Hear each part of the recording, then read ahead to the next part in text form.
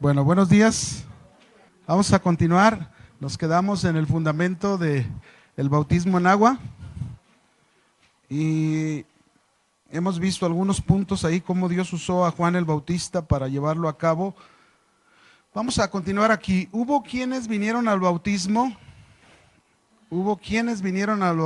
en el tiempo de Juan solo como un ritual o ceremonia. Y vamos a ver cómo les habló Juan el Bautista. ¿Sí? En Lucas 3, versos 7 al 14. Lucas capítulo 3, versículos 7 al 14. Del 7 al 14. ¿Listos? ¿Lo tienen? Dice, y decía a las multitudes que salían para ser bautizadas por él. ¿Cómo les dijo? Oh, generación de víboras, qué fuerte. ¿Quién os enseñó a huir de la ira venidera? ¿Por qué les habló de esta manera tan fuerte Juan? Porque Juan podía ver en ellos que no lo estaban haciendo en la forma que debería de tomarse el bautismo en agua. Acuérdense que Juan el Bautista, el mensaje principal a través del bautismo era el arrepentimiento. Y estas personas no venían con corazones arrepentidos. Seguramente él veía que venían solamente con el fin de escapar del castigo eterno. Es decir, yo vengo, es como alguien que dice, yo quiero de Dios poquito, pero que no me digan que me voy a ir al infierno, ¿no? Entonces, así eran estas personas, buscando a hacer cosas, y por eso Juan les tuvo que hablar con palabras duras, pues sabía que Dios valora más el cambio en las personas que el rito. ¿Cuántos entendemos esto? Dios está más interesado siempre, es algo que tenemos que tenerlo grabado, Dios está más interesado siempre en las cosas interiores del hombre que en las cosas externas que puede hacer el hombre.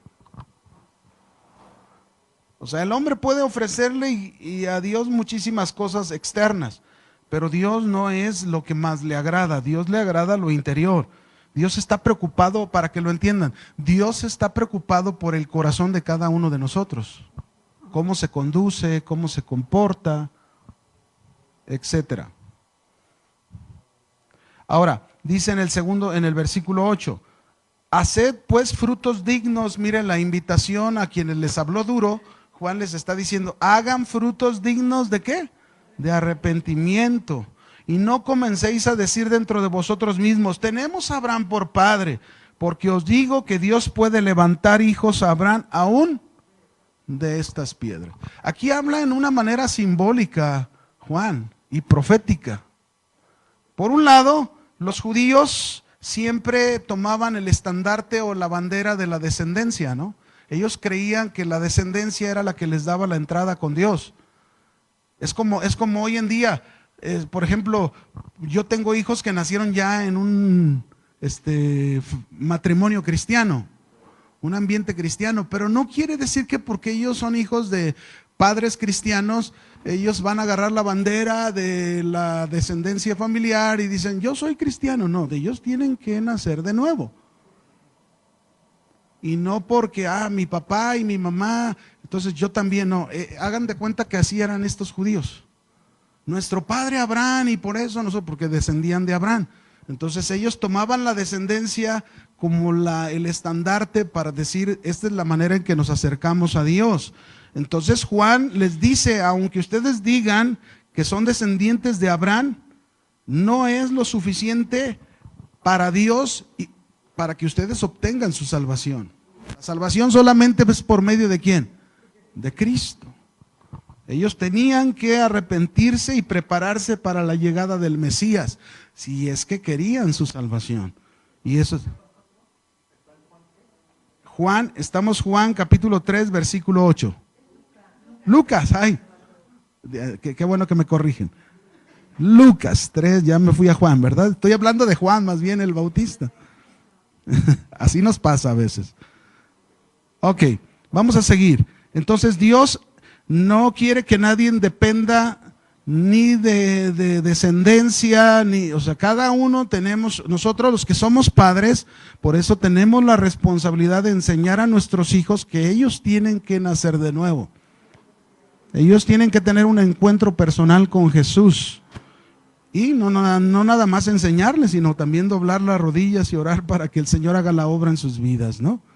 Verso 9. Y ya también el hacha está puesta a la raíz de los árboles. Por tanto, todo árbol, note esto, todo árbol que no da buen fruto se corta. ¿Y dónde se echa? En el fuego. Juan está hablando aquí sobre el infierno y el peligro de ir al infierno. El hacha se refiere al juicio. Aquí habla de cosas simbólicas. El hacha es el juicio. Los árboles se está refiriendo a todas las personas infructíferas o improductivos dentro del reino de Dios. Digo, si es que están en el reino de Dios, para que lo entienda, el reino de Dios no hay gente estéril.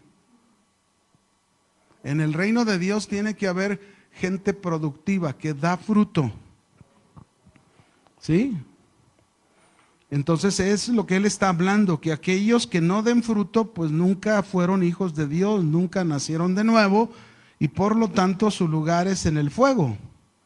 Y el infierno, mis hermanos, es algo terrible, la verdad.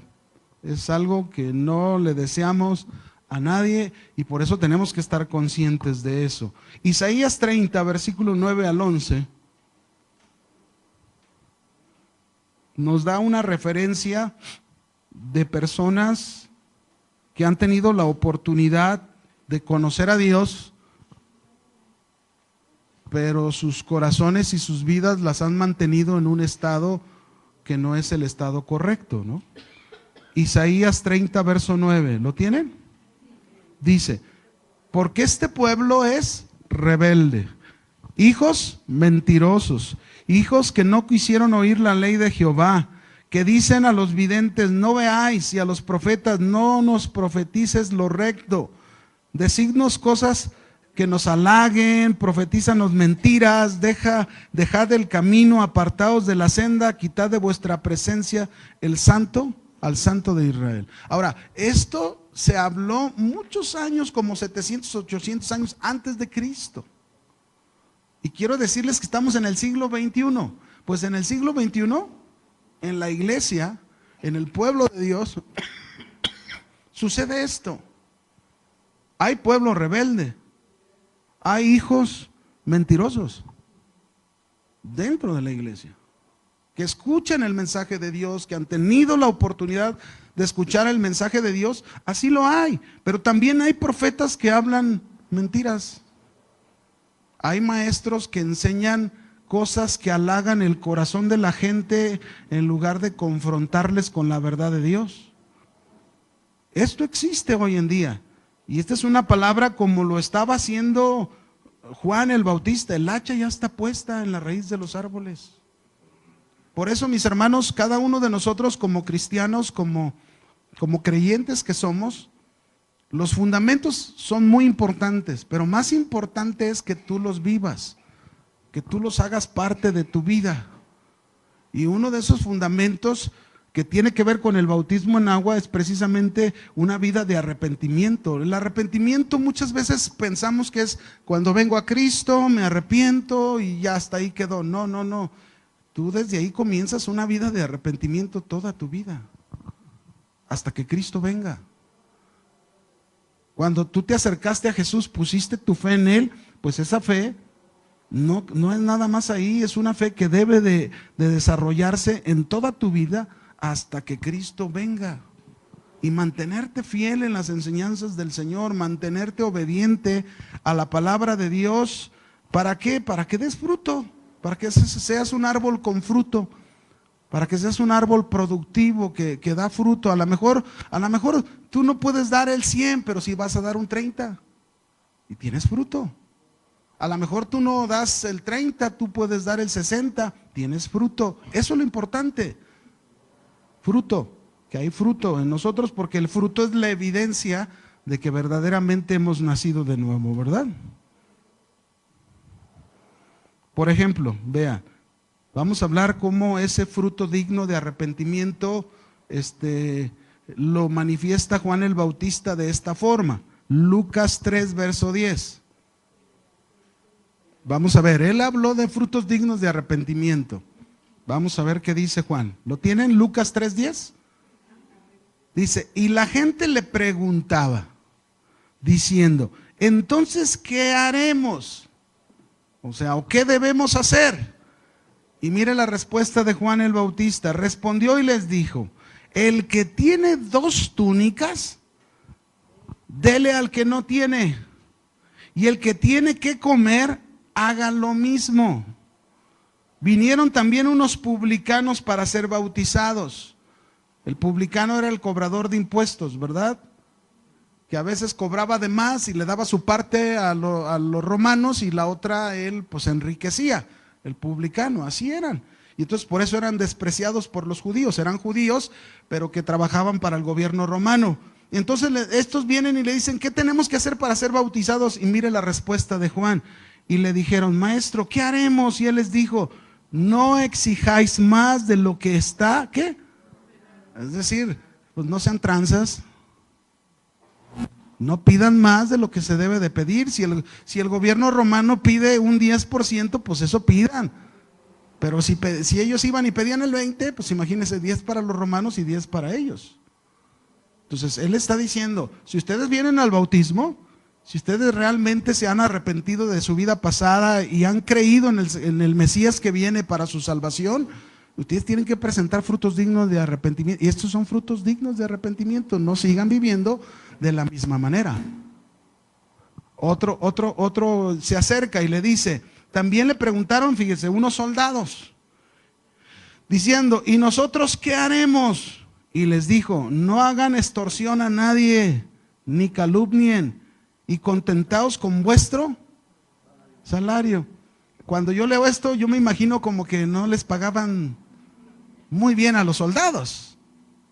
Y entonces el soldado, pues imagínense, ¿verdad? Agarraba a algunos y así como un buen soldado, un buen policía mexicano, ¿verdad? Llegaba y pues móchate si no quieres que te meta ya a la cárcel, ¿verdad? Y te ponga unos cepos y entonces, ¿con cuánto te vas a reportar? Y entonces, él les dice, no, ustedes ya no pueden extorsionar a nadie, ni pueden calumniar de nadie. Es decir, es bien común. Yo me acuerdo una vez, en la noche llegando a la casa, venía con mi hermano mayor, éramos solteros los dos, pero ya era tarde, habíamos ido a una boda de alguien de los vecinos y veníamos tarde. Y entonces resulta que ya casi afuera de la casa nos paró la policía. Y hay algunos policías que te inventan cosas, te calumnian. Entonces pusieron bolsa de marihuana. No, y miren, ahí está esta bolsa y la encontramos. Y entonces pues ya nos iban a subir y nos iban a llevar, ya era de madrugada. Entonces, pero el vecino, don Carlos, que ya no vivía al otro lado, abrió la ventanita de su puerta y ve que ya nos van a llevar y corre y le toca a mi papá, ¿verdad? Don Chano, se llevan a sus hijos. Y no, pues ya salió mi papá y bueno, ahí tuvo que darles, fíjense cómo eran las cosas, tuvo que darles un dinero para que no soltaran. Pero ¿qué hicieron estos policías? ¿Qué hicieron? Calumniaron. La verdad, nosotros no para nada fumábamos marihuana, mi hermano y yo. Entonces ellos nos sembraron la bolsita con la intención de extorsionar, que fue lo que lograron, extorsionar. Esto hacían los soldados. Y entonces, ¿qué está diciendo Juan el Bautista? Dejen de hacer eso. En otras palabras, para nosotros, usted no es un soldado, usted no es un publicano, pero usted y yo somos creyentes, ¿verdad? Y Dios nos habla a nosotros y nos dice, bueno, si tú has venido al bautismo, si tú has venido a las aguas, pues presenta frutos dignos de ese arrepentimiento en tu vida. Ya no le respondas a tu marido como le respondías antes. Ya no trates a tu mujer, tu varón, como la tratabas antes. Ya no, presenta frutos dignos de arrepentimiento. No sigas haciendo eso, ¿verdad? Tú que eres empleado en tal empresa y te prestabas con el dueño para hacer facturas o conseguir notas que fueran más elevadas o yo no sé qué, pues no, ya no te vas a prestar porque ahora tú eres un hijo de Dios. Ay, pero si no me presto me van a correr. Algunos así pensamos.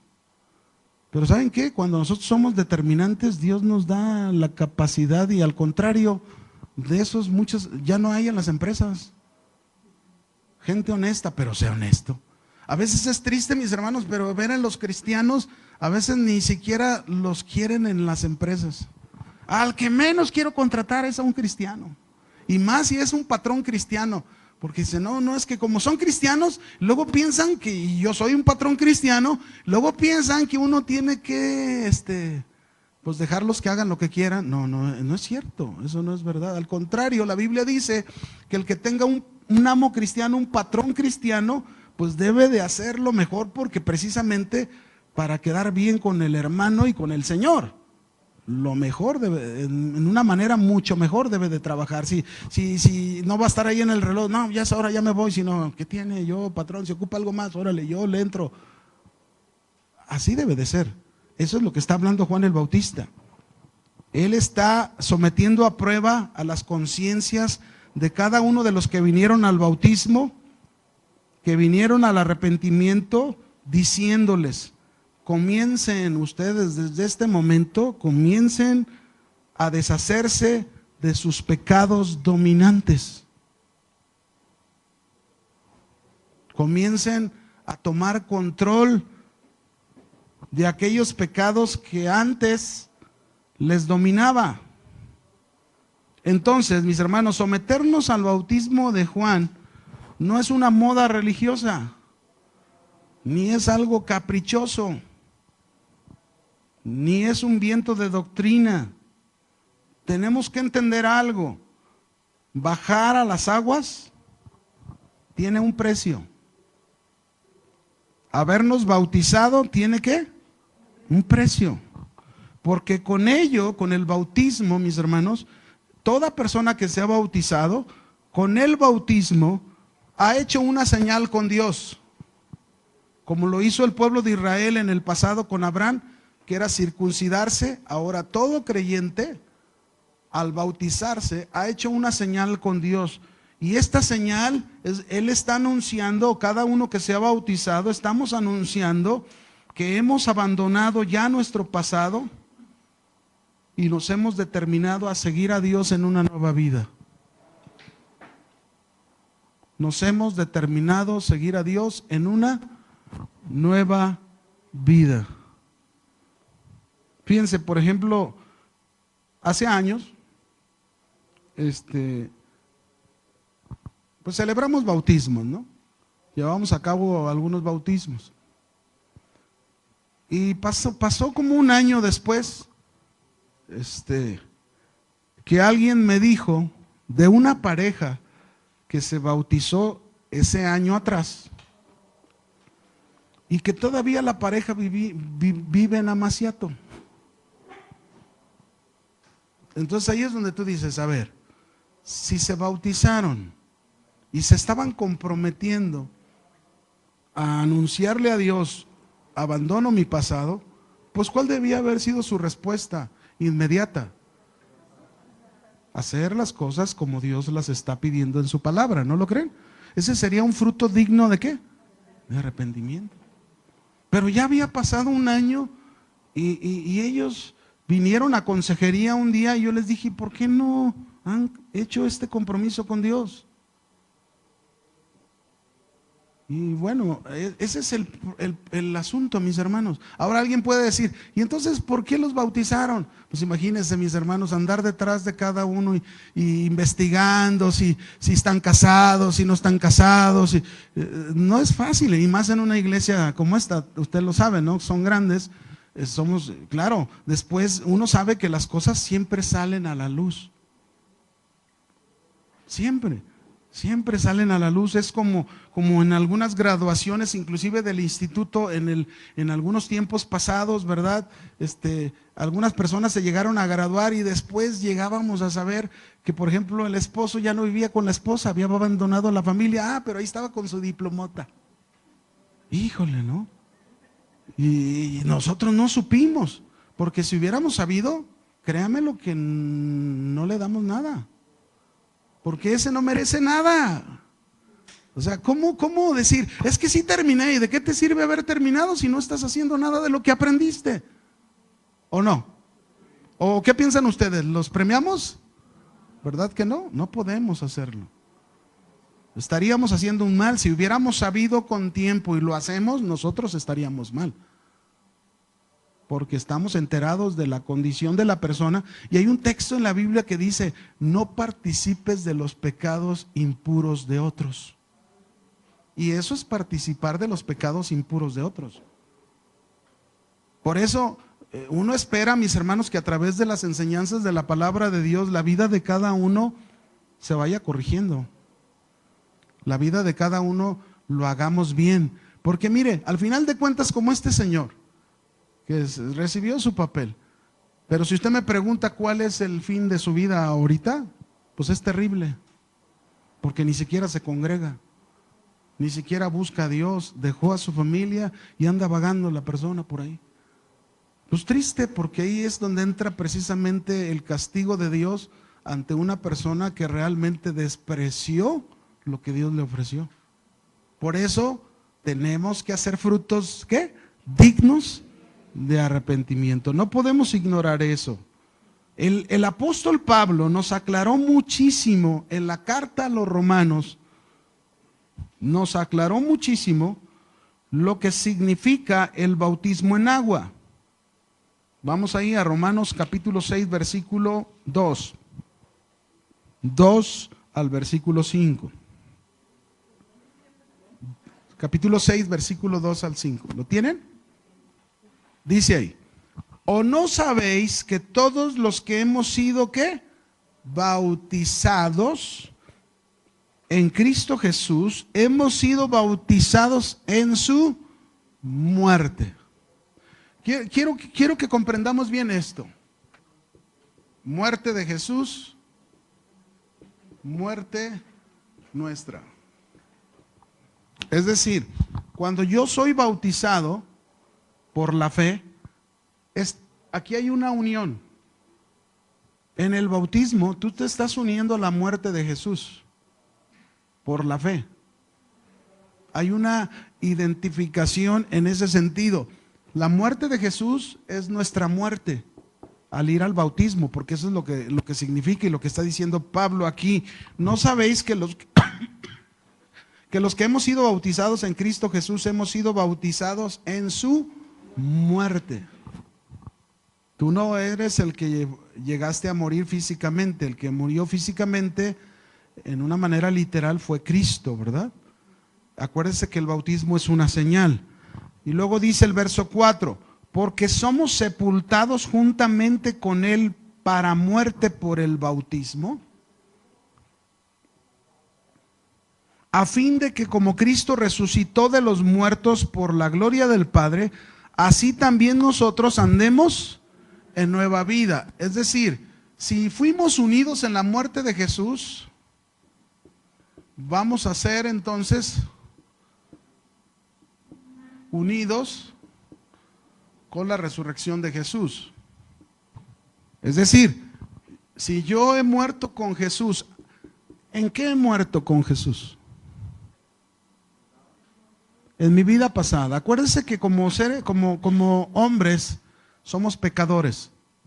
Pablo nos dice claramente en los primeros 3 capítulos de Romanos que todos los hombres somos pecadores. ¿Cuántos?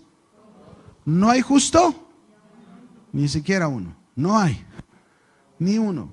Por más bata blanca que use, por más trajes blancos que use, ¿no hay justo? Ni siquiera uno. El único justo fue Cristo Jesús. Y ese justo ocupó nuestro lugar. Él murió en nuestro lugar, pero nosotros en una manera de unión por la fe, llegamos a morir, pero a nuestra vida de pecado. Es la única manera en que podemos dejar de ser esclavos del pecado, identificándonos con la muerte de Jesús. Hemos muerto, pero también se nos dice que si fuimos sepultados juntamente con Jesús para muerte, entonces así como Cristo resucitó de los muertos por la gloria de Dios, así también nosotros andemos ¿en qué? Nueva vida. Esto quiere decir que si tú fuiste a las aguas como una señal de que te has arrepentido, ¿de qué? De tu vida pasada, y has puesto tu fe en el Señor Jesucristo, entonces esto se hizo realidad. Tú has muerto a tu viejo hombre, a tu vida de pecado, pero has resucitado con Cristo y ahora tienes una nueva vida. Ese es el simbolismo real del bautismo en agua, la señal que realizamos. Muero a mi hombre del pasado y resucito en una nueva vida. Aquí lo está diciendo, para que andemos en nueva vida. Y esta palabra andemos no es algo como si recibimos la vida nueva y ya automáticamente yo voy a ser lo que debo de ser ante los ojos de Dios. Por eso es la palabra andemos. ¿Qué significa este verbo andemos? ¿En qué tiempo está para empezar? Andemos. Presente. Es decir, que debemos de actuar. Y andemos significa que nos comportemos, que vivamos, que nos conduzcamos de acuerdo a la nueva vida. Y si es tiempo presente, me está hablando entonces de todos los días. ¿De cuándo? Todos los días. Verso 5. Porque si fuimos plantados juntamente con Él en la semejanza de su muerte, en el parecido, así también lo seremos a la de su resurrección, sabiendo esto, que nuestro viejo hombre, ahí está lo que les dije, fue crucificado juntamente con Él, para que el cuerpo del pecado sea ¿qué? Destruido, a fin de que no sirvamos más al pecado. Esta es la clave del por qué una persona que realmente viene con Jesús y una persona que viene con Jesús y entrega su vida realmente a Jesús puede dejar de vivir como un esclavo del pecado. Ayer tuve un joven que vino a consejería en la tarde. Es un joven casado. Y él venía llorando, desesperado. Quiero que me ayude porque estoy a punto de perder a mi esposa y a mis hijos. ¿Y cuál era el problema? El problema tiene problemas de drogadicción. Entonces, yo ya había hablado con él tiempo atrás y le decía yo, ¿por qué has seguido insistiendo en esta área de tu vida que te muestra que todavía tu vida no la has puesto en las manos de Dios? Que todavía no has tenido un genuino arrepentimiento sobre esa área de tu vida. Es que ese es el punto. A veces creemos que ya nos hemos arrepentido. A veces creemos que ya hemos puesto la fe en el Señor Jesús, cuando aquí nos está diciendo claramente el pasaje cómo es. El pasaje me está diciendo, si fui plantado juntamente con Cristo en la semejanza de su muerte, entonces lo seré también en la de su resurrección, sabiendo que mi viejo hombre fue crucificado juntamente con Él. Es decir, si realmente me arrepentí y puse mi fe en Jesús, entonces mi hombre de pecado fue crucificado y ya no me puede gobernar. Pero si mi hombre de pecado no ha sido crucificado realmente, entonces yo no tengo una nueva vida, no tengo la capacidad para vencer esa área de pecado o ese gobierno de pecado que me dominaba.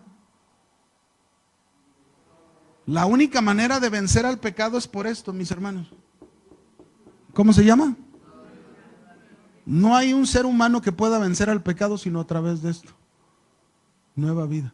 Y ya lo vimos que esa nueva vida se nos está diciendo para que andemos.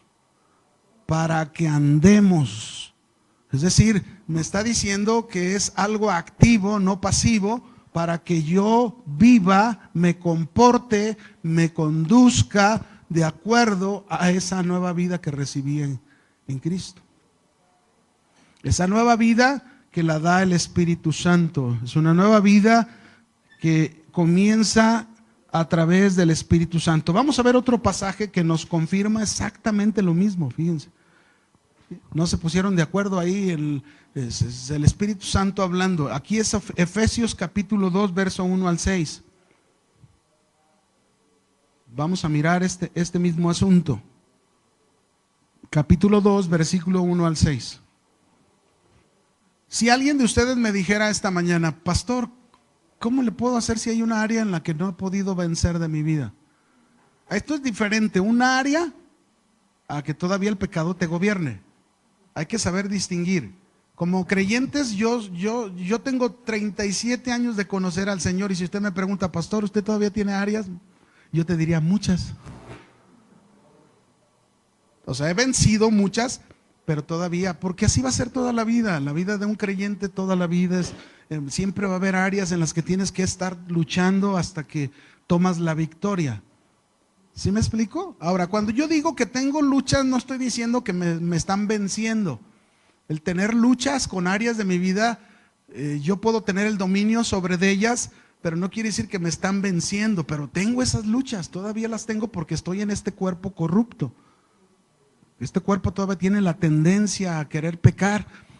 Lo tengo que someter a la vida nueva, a la vida espiritual que he recibido en Cristo. Ese es el proceso de toda nuestra vida aquí en la tierra de un cristiano. Estar sometiendo esas luchas, ¿verdad? El hecho de que te venga una lucha, que estés pensando mal y ay, cómo me cae gorda aquella hermana que está allá en la esquina, híjole, y la quieres maldecir y la quieres que descienda un rayo del cielo y estás así, ¿verdad? Pero no, Señor, yo no debo de pensar así, y estás luchando y yo la bendigo y en el nombre de Jesús, y mientras no estés cediendo algo, eso quiere decir que no estás dejando que esa área de tu vida te esté gobernando. Tienes la lucha.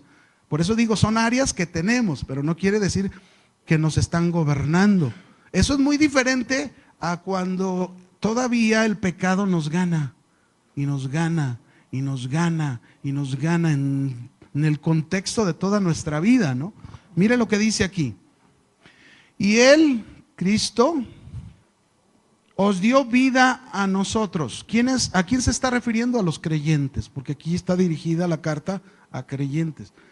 ¿Qué hizo Cristo? Ahí está. Llegamos a morir. ¿Cómo nos dio vida? Así, digo, porque si yo leyera así nada más, nos dio vida, pero hay que terminar el versículo, ¿verdad? Él nos dio vida a nosotros cuando estábamos muertos en nuestros delitos y pecados. Ahora, para que Cristo nos diera vida, ¿qué tuvimos que hacer? Arrepentirnos y poner nuestra fe en Él, ¿verdad? Arrepentirnos y poner nuestra fe en Él. Y si yo me arrepentí, puse mi fe en Él, entonces ¿qué sucedió? Me unió con la muerte de Cristo. Yo he muerto a mi vida de pecado, como lo leíamos hace un momento, para que el cuerpo del pecado sea ¿qué? Destruido. Y cuando dice destruido no quiere decir que desapareció de ti, no, quiere decir que ha sido puesto sobre un yugo, sobre una atadura que está ahora sometido a ti. ¿Sí me explico? Está sometido a ti, ya no tú a él, sino a ti. Tú lo tienes ahí ya inutilizado, por decirlo así. Va a querer tomar dominio y tú, quieto. Y ahí lo pones, ¿verdad? Lo pones en su lugar. Así lo tienes que poner. Bueno, aquí dice que Él nos dio vida. Es decir, Jesús nunca le va a dar vida a alguien si antes no se ha arrepentido y no ha creído en Él. ¿Lo comprendemos? La nueva vida viene en este proceso. La nueva vida viene porque yo he muerto juntamente con Cristo. ¿De qué manera? Porque me arrepentí y creí en Él. Entonces Él me hace partícipe de su resurrección y tengo, aquí lo dice, Él me dio vida. Acuérdense, Ay, hermano, pero ¿cómo que me dio vida si yo veo que todavía respiro, abro mis ojos, palpita mi corazón, todavía tengo vida? No, no, pero no se refiere a esa vida. La vida que tú tienes es la vida natural tuya. Pero la vida que se está refiriendo es que cuando tú naciste y empezaste a crecer, la Biblia habla que todos nacemos con una naturaleza pecadora. Llega un momento en que estás consciente y empiezas a hacer cosas malas. Así te la voy a poner fácil. A tus 11 años ya empiezas a decir mentiras, ¿verdad? Por ejemplo, estabas en la secundaria y luego te gustaba aquel muchacho y entonces con tal de que tu mamá no te deja, entonces vas y le dices: mamá, me voy a ir a estudiar con mis compañeras, y se van a la plaza y allá para ver al muchacho. Ya son mentiras y ya desde ahí ya se está empezando a pecar. Sí. Y así, uno tras otro. Y eso es natural porque somos pecadores. Ahora, la paga del pecado, dice, es muerte. ¿Qué quiere decir? Que esa persona, por su inclinación a pecar, cuando empieza a pecar, experimenta una muerte espiritual. No tiene relación con Dios. Llega a creer que tiene relación con Dios porque sus papás a lo mejor le enseñaron: ve y asiste y cumple, pero no tiene una relación personal. Simple y sencillamente va y cumple, es todo. Pero no hay una relación personal. Está muerto en su espíritu está muerto. ¿Hasta cuándo vive su espíritu? Hasta que sucede que te arrepientes, oyes el mensaje del evangelio, te arrepientes, reconoces que eres un pecador y que la única manera de salir de esa condición de pecador es por medio de Cristo. Crees en el Señor Jesucristo y entonces experimentas la muerte en tu naturaleza de pecado. El hombre de pecado es destruido. Pero a la vez, Cristo entonces, dice aquí, te da, Él nos dio vida cuando estábamos muertos. Esa vida se está refiriendo a la espiritual. Esa parte que no estaba con vida en ti, ahora Él te da esa parte con vida, que es una parte muy importante, la vida espiritual. ¿Sí? Sigue diciendo en el verso 2, en los cuales, dice, anduviste en otro tiempo. ¿Qué está diciendo? Me va a recordar cómo yo vivía en otro tiempo, o cómo vivíamos en otro tiempo. En los cuales anduviste en otro tiempo, siguiendo la corriente de este mundo. ¿Qué hacíamos? Todos toman, pues yo también. Todos chismean, pues yo también. Así era la vida. Seguíamos la corriente de este mundo, ¿no? Lo que todo mundo hace, eso hacíamos. Y sacaban una novedad y ahí vamos a cortarnos el pelo de acuerdo a esa novedad, ¿verdad? Hoy en día las novedades son los tatuajes. Impresionante, ¿verdad? Y algunos cristianos por ahí ya debajo de la manga o de esos ya traen algunos. Y eso es corriente del mundo. Ese es seguir lo mismo que el mundo ofrece. Y luego dice aquí, conforme al príncipe de la potestad del aire, el espíritu que ahora opera en los hijos de desobediencia. ¿A quién se está refiriendo? Es decir, por causa de nuestro pecado, nosotros vivíamos, pero haciendo lo que el diablo quería. El diablo estaba feliz. Ja, ja, ja, ya viste a fulana de tal, la tengo pero bien controladita. ¿Por qué? Porque sigue haciendo lo que yo quiero, sigue viviendo en fornicación y estoy feliz y así va a estar y no va a dejar esa vida. Y ahí está el diablo, ¿verdad? Feliz, porque el diablo de alguna manera, por causa de nuestro pecado, nos controla, nos gobierna. Eso es lo que está diciendo aquí. Entre los cuales anduvimos en otro tiempo, dice, en otro tiempo, siguiendo la corriente de este mundo, conforme al príncipe de la potestad del aire, el espíritu que ahora opera en los hijos de desobediencia, entre los cuales también nosotros vivimos en otro tiempo en los deseos de nuestra carne, haciendo la voluntad de la carne y de los pensamientos, y éramos por naturaleza hijos de ira. Esta expresión, hijos de ira, es un modismo o un hebraísmo que significa que somos hijos, que estamos sujetos al juicio, estábamos sujetos bajo el juicio de Dios por causa de nuestra vida de pecado. Hijos de ira, lo mismo que los demás, Pero luego dice, pero Dios, que es rico en misericordia, por su gran amor que nos amó, aun estando nosotros muertos en pecados, ¿qué hizo? Nos dio vida juntamente con Cristo. Por gracia sois salvos. Y juntamente con Él, ¿qué hizo? Nos resucitó.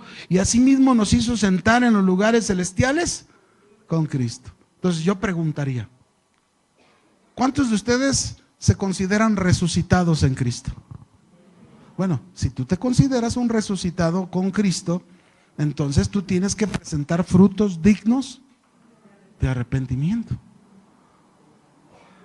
Porque eso es lo que debe de presentar un resucitado. El resucitado ya no puede presentar con su vida que sigue viviendo bajo la corriente del mundo. El resucitado ya no puede presentar en su vida que sigue gobernado y controlado por el príncipe de la potestad del aire, Satanás. No. El que es un resucitado ya no puede seguir viviendo como un hijo de desobediencia a Dios. Ya no, porque es un resucitado. ¿Saben? Cristo Jesús cuando resucitó, si yo pudiera, para entender mi resurrección espiritual, tendría que entender la resurrección gloriosa de Cristo. Y si entiendo la resurrección gloriosa de Cristo, entonces yo podría entender lo que representa ahora mi vida como un resucitado en Cristo. Esta es la primera resurrección que experimentamos tú y yo, la resurrección espiritual. Y nos espera la resurrección física para ser semejantes a Cristo. Pero desde este momento, como resucitados en Cristo, tenemos que presentar evidencias de que nuestro arrepentimiento fue genuino, frutos dignos de arrepentimiento. Eres una persona diferente, que marca la diferencia con sus vecinos, que marca la diferencia con sus compañeros, que marca la diferencia con si eres alguien que tiene negocio, marca la diferencia con sus clientes. Los clientes seguro ven en ti algo diferente. Oye, jamás me había tocado tratar con alguien como tú. Algo tienes, algo noto, percibo una atmósfera, un ambiente distinto a cualquier lugar. Claro, eres un resucitado, tienes la gloria de Cristo contigo. ¿Sabían que Cristo lo dijo? Miren, vayan conmigo a Juan 17, por favor. El Evangelio de Juan, capítulo 17. Jesús está orando al Padre. ¿Lo tienen? Capítulo 17, versículo 22. Noten lo que dice aquí el verso 22. ¿Qué dice el verso 22? La gloria que me diste, yo les he dado para que sean uno, así como nosotros somos uno. Es decir, Cristo está diciéndole al Padre en oración que Él nos participó de su gloria. ¿Cuándo nos participó de su gloria? En su resurrección. Porque la resurrección de Cristo nos ha traído nueva vida. Y ahí está la gloria de Cristo. Es decir, la nueva vida, en otras palabras, la nueva vida en cada uno de nosotros debe presentar la gloria de Jesús. Ahí es donde entra nuestra responsabilidad como cristianos. Ahí es donde cabe la palabra andemos. Andemos. ¿En qué debemos andar? En eso debemos de movernos. Yo no sé cómo ande tu vida. Yo no sé cómo estés viviendo en este momento.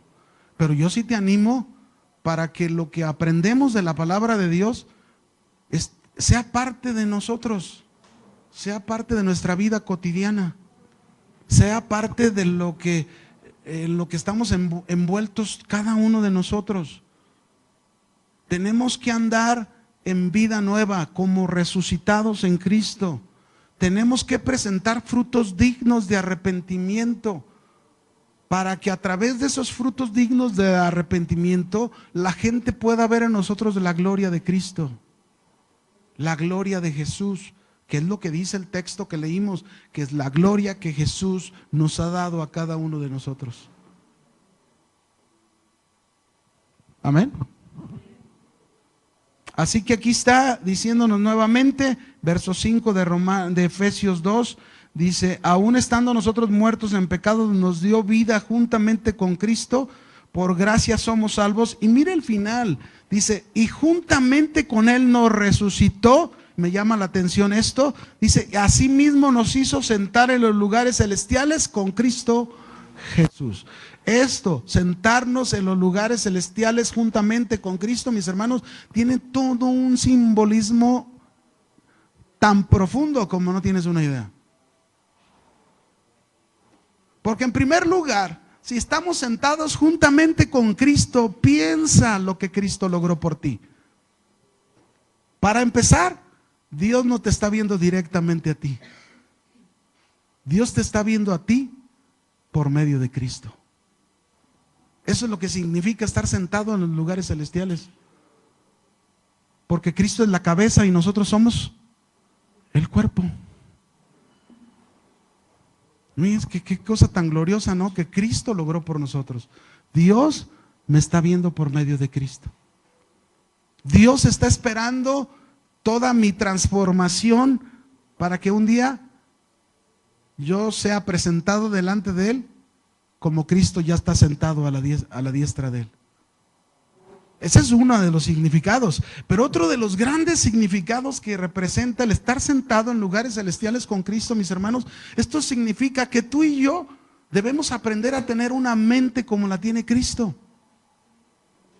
Una mente de vencedores, de triunfadores y no de perdedores. Porque a lo mejor muchos cristianos todavía al pasar situaciones como yo ahorita venía y yo, ay hermano, no sabe, me levanté, mire, mañana voy a salir fuera. Y luego de repente se le vienen a uno las luchas, ¿no? Desde anoche ya andaba yo acá batallándole con mi cinturita. Primero andaba con la tos y luego le digo a mi esposa, ahora se me fue para acá. Ya estoy viejo, ¿no? Pero en fin, andaba, en la mañana me levanté y dije, no me podía ni mover. Ay, mi amor, apenas me puedo mover. Bueno, por ahí oramos, le hablé a mi hijo, me tomé una pastilla para el dolor y venía a gusto, venía sin dolor. Dije, gracias Señor. Pero en cuanto me bajo del carro, nada más me bajé, no hombre, no me podía ni levantar. Y ya tenía la clase. Yo dije, Señor, ayúdame, no quiero dejar de dar mi clase, la primera. Y con todo y dolor y así como, hermanos, fui derechito. Pero el Señor me dio mi paz en mi espalda. Yo dando mi clase, siempre así lo he experimentado. Doy una clase y el Señor me trae un descanso. Y hasta ahorita estoy muy a gusto, gracias a Dios. En la segunda clase, que es esta, para nada me ha dolido mi espalda.